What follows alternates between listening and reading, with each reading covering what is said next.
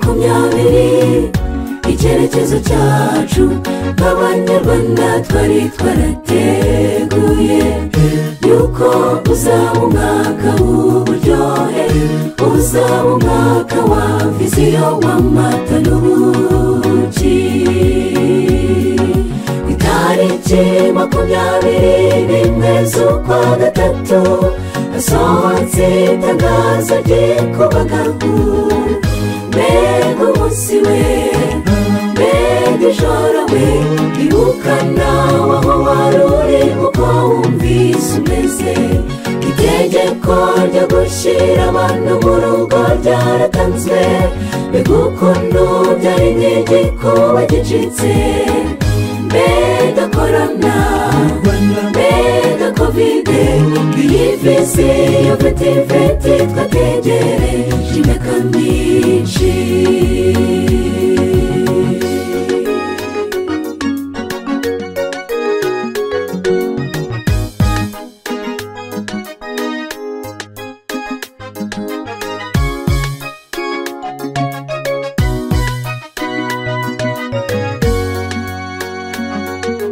Iki cyorezo kovide kiratangaje cyane, gutinya indwara ituma za leta z'isi ariyo zishyizeho imbaraga zose kuruta ibindi bikorwa byose biratangaje.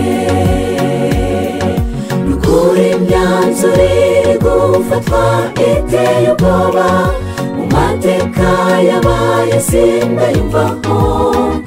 Mu ndwara zose zabaye ku isi ntabwo numvise imyanzuro imeze nk'ifatirwa kovide.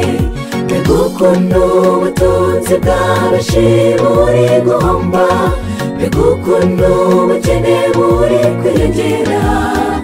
Mbega ingaruka, mbega icyitwa kovide, bikwiye kutuzinura iby'isi tukagundira iby'ijuru.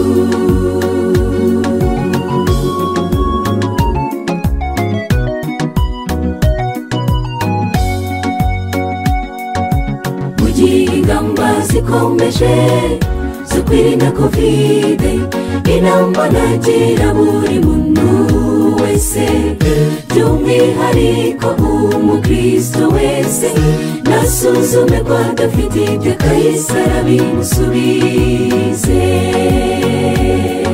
Mbega ukuntu abakristo b'iki gihe dukwiye kwirinda, tukitandukanya n'ibituragaza.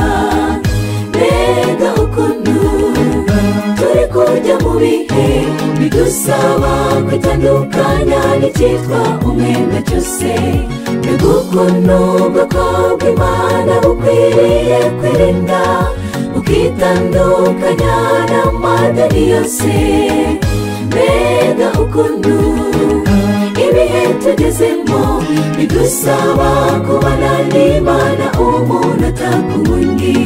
Mbega ukuntu dukwiriye kwiga cyane ubuhanuzi mu mbaraga ziruta cyane izo twagize.